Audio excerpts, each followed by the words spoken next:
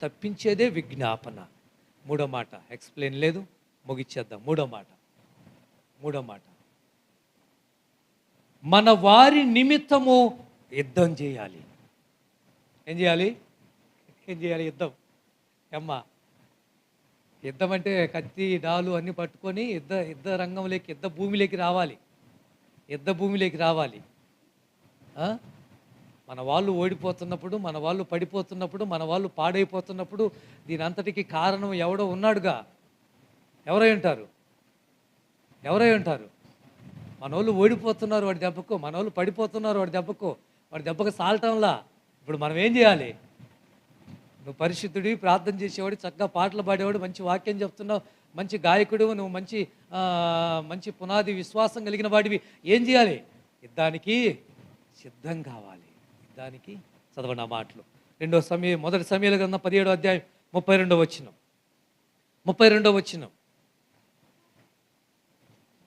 సమూయేలు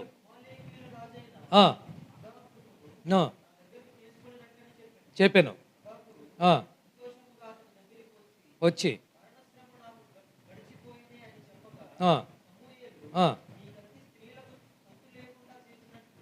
మొదటి సమూయేలు గ్రంథం 17వ అధ్యాయం 32వ వచనం. మొదటి సమూయేలు గ్రంథం 17వ అధ్యాయం 32వ వచనం. ఈ ఫిలిష్తీను బట్టి ఎవరి మనసు కృంగ నిమిత్తము లేదు. అబ్బో, వానితో పోట్లాడుతాను. అది ఓడిపోతున్నారు తన ప్రజలు.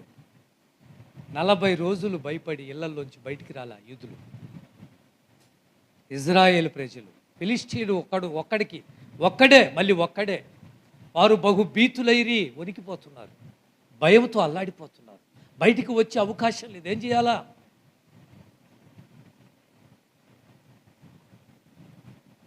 వచ్చాడండి ఒక చిన్నవాడే.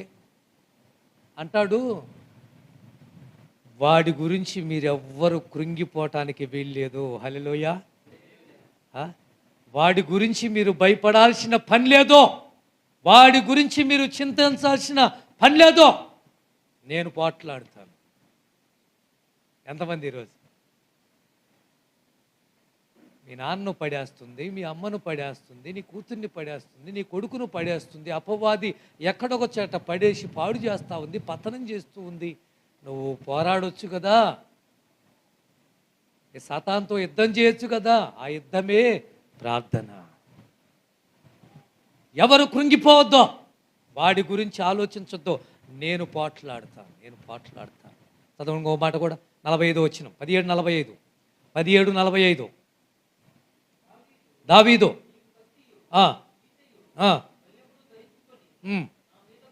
నా మీదికి వచ్చుచున్నావే యెహోవా, నేను నీ మీదికి వస్తున్నాను, ఈ దినమున అప్పగించును, తెగవేస్తాను.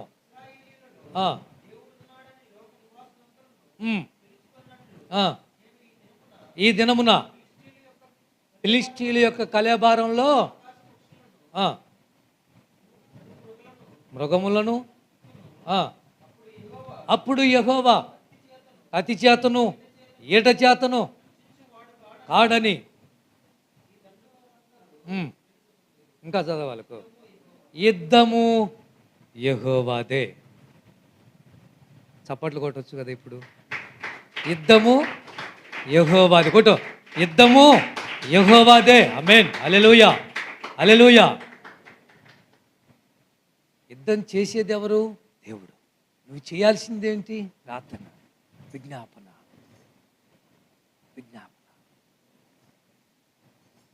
ఈరోజు దావీదు తన ప్రజలను కాపాడుకోవటానికి యుద్ధానికి దిగాడు. ఈరోజు నీ కుటుంబాన్ని రక్షించుకోవటానికి నువ్వు యుద్ధానికి దిగాలి. ప్రజలందరూ చెప్పుకోవాలి, అన్యజనులు చెప్పుకోవాలి, అమ్మా మీ ఆయన మారాడా? ఎలా? మీ డాడీ మారాడా? ఎలా? మీ అమ్మగారు మారిందా? ఎలా? అయ్యో నీ కొడుకు మారాడా? ఎలా? అందరూ చూసి వాళ్ళు చెప్పాలి దేవుడు చేసిన కార్యమని. అక్కడ దావీదు అదే అంటాడు. ఎలా?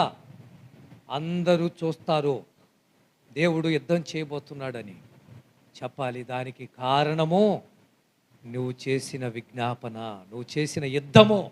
ప్రార్థనే ఒక యుద్ధము, సైతానుతో యుద్ధం. కనుక ఈ వాక్యం వింటున్న ప్రియ సహోదరి, ప్రియ సహోదరులారా, ఈ రాత్రి దేవుడు మనతో మాట్లాడాడు.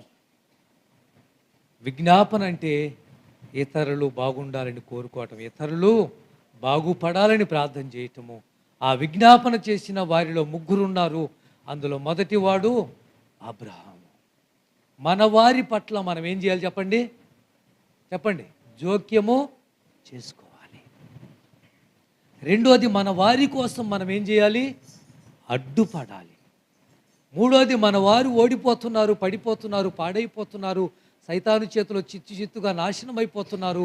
మన వారి కోసం మనం యుద్ధము చేయటం మొదలు పెట్టాల. నేను పోట్లాడుతాను అంటాడు దావీదు. ఈ 3 మాటలు విన్న తర్వాత ఈ రోజు నుంచి నీ కుటుంబం కోసం, నీ స్నేహితుల కోసం, నీ అయిన వారి కోసం, నీ బంధువుల కోసం, నీ ఇరుగు పొరుగు వారి కోసం ఎందుకు ప్రార్థన చేసి రక్షణలోకి నడిపించకూడదు? కళ్ళు మూసుకుందామా? అందరం కళ్ళు మూసుకుందాం. ఈ మాటలు విన్న ప్రతి ఒక్కరు కూడా చేయండి ప్రార్థన. ఈ రాత్రి ఎవరు నీ బంధువులు ఉన్నారు, ఎవరు నీ స్నేహితులు ఉన్నారు, ఎవరు దేవుణ్ణి తెలియక నరకానికి వెళ్ళటానికి, నాశనం కావటానికి సిద్ధంగా ఉన్నారు.